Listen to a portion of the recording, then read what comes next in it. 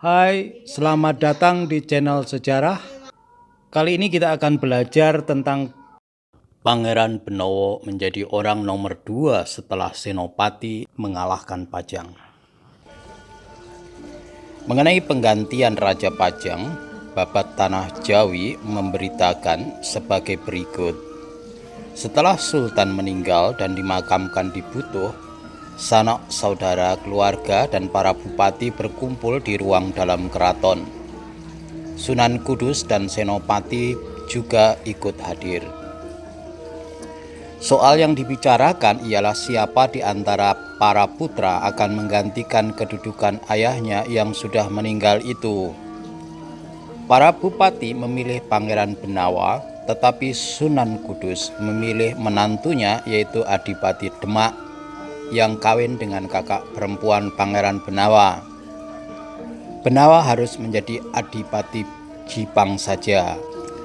Pada saat Senopati ingin menyanggah, pamannya menyuruh agar dia diam saja. Dengan demikian, kehendak Sunan Kudus terpenuhi dan Benawa dengan jengkel harus pindah ke Jipang. Senopati pulang dan mengikuti nasihat pamannya agar tidak ikut campur dalam urusan apapun di dalam kerajaan Pajang. Ia berdoa dan memberi sedekah bagi roh Sultan. Setelah pengangkatan Adipati Demak, Adipati yang baru itu menetap di Pajang dan membawa serta banyak orang Demak ke sana. Untuk daerah pemukiman, mereka diambilkan sepertiga dari tanah penduduk di sekitar Pajang. Pangkat orang-orang dari Demak pun dinaikkan satu tingkat. Penduduk Pajang yang kehilangan tanah itu menggerutu dan mulai melakukan kejahatan. Beberapa orang di antara mereka bahkan pindah ke Mataram. Mantri Pangalasan melaporkan kekacauan ini kepada Senopati dan mendesaknya dengan sungguh-sungguh agar mengumumkan dirinya sebagai raja. Semua orang Pajang pasti akan menyeberang dan memihak Senopati. Tetapi Senopati tidak setuju. Kemudian ia menambahkan, apabila ada perintah dari Allah dan saya ditugasi untuk menjadi raja, maka akan mudahlah untuk menghancurkan Pajang.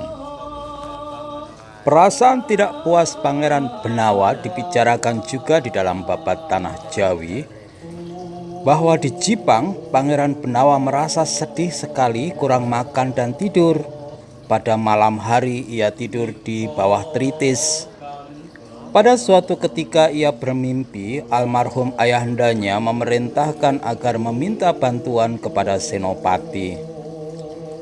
Esok harinya ia mengirim seorang utusan ke Mataram dan mengharap kedatangan Senopati di Jipang.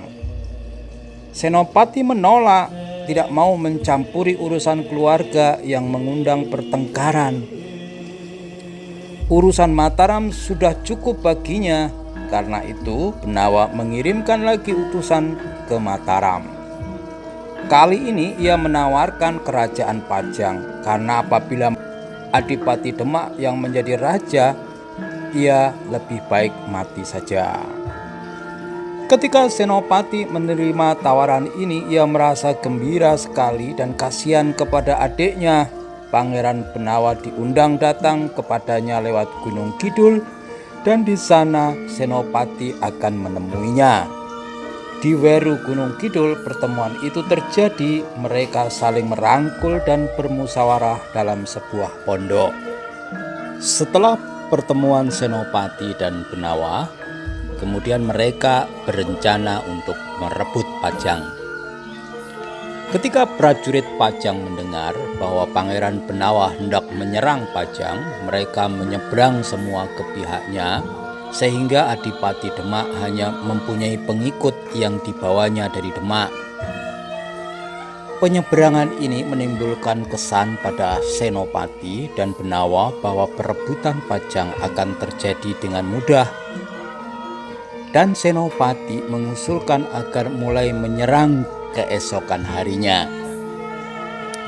Benawa dengan orang Pajang yang telah menyeberang akan menyerang dari arah timur. Senopati dan pasukan Mataram akan menyerang dari sebelah barat.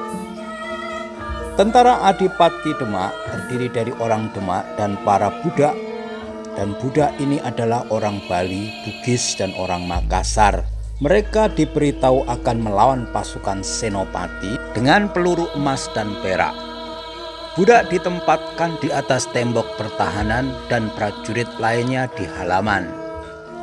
Pertempuran dimulai dengan tembakan-tembakan senapan yang seru dari pihak Pajang. Senopati yang duduk di atas kuda berwarna keemasan Bratayuda tidak terluka sama sekali. Para makhluk halus juga turut serta berperang. Dengan licin Senopati menjanjikan kemerdekaan kepada para budak Demak sehingga mereka membelot. Kiai Gedong, seorang mantri Pajang yang berpihak pada Mataram, berhasil mendobrak pintu barat sekalipun ada perlawanan dari orang Demak. Demikianlah Senopati masuk lalu mengucapkan janji kepada Kiai Gedong. Mantri itu berjuang lagi tetapi akhirnya gugur di alun-alun. Selain orang Demak diserang dengan sengit, Senopati berlutut dan berdoa kepada Allah.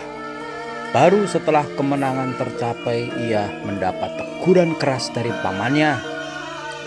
Senopati menaiki pelataran dan Sitinggil almarhum Baginda Sultan Pajang dengan taksim. Di gerbang pertama dijumpainya Putri Sultan, istri Adipati Demak, yang sambil menangis mencium kaki Senopati dan memohon pengampunan bagi suaminya. Senopati mengabulkan dengan ikhlas asalkan suaminya menyerah dan mau ditawan. Di Sitinggil bertemulah para pemenang. Di depan mereka duduk Adipati Demak dengan kepala tertunduk, tangannya diikat dengan kain sutra. Senopati mempermasalahkannya karena mengambil pajang yang bukan haknya. Adipati Demak kemudian dibawa dengan tandu ke Demak dan di sanalah ia baru boleh dilepaskan. Setelah pesta kemenangan, Pangeran Benawa menawarkan kerajaan Pajang kepada Senopati. Ia sendiri hanya ingin hidup sebagai seorang bangsawan. Juga harta benda yang sangat berharga yang ditinggalkan Sri Baginda saya serahkan kepada Anda. Senopati menolak. Ia hanya ingin menjadi raja saja atas Mataram pemberian Sultan dulu. Mengenai Pajang, Adinda akan saya angkat sebagai raja. Saya hanya meminta gong Kiai Sekar Delima, kendali Kiai Macan Guguh, pelana Kiai Jatayu, dan pusaka-pusaka seperti itu. Benda-benda itu diperolehnya semua. Kemudian Benawa dengan hikmat dinobatkan sebagai Raja Pajang. Senopati ketika itu duduk di atas kursi emas dan Benawa di kursi lainnya. Senopati menggunakan kata-kata penobatan yang kelak di Mataram akan menjadi sebuah kebiasaan di dalam upacara penobatan. Para bupati dan mantri, hendaknya kalian semua menyaksikan bahwa saya mengangkat adik saya, Pangeran Benawa, sebagai Sultan Pajang yang berkuasa atas kerajaan Pajang sebagai pengganti ayahanda. Para hadirin setuju dan kewibawaan Senopati bertambah besar di mata mereka karena tidak seorang pun menduga bahwa Benawa akan menjadi sultan.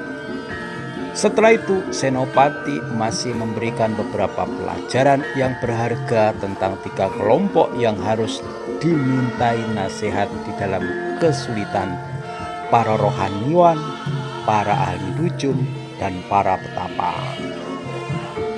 Demikianlah kisah Pangeran Benawa menjadi orang nomor 2 setelah Senopati.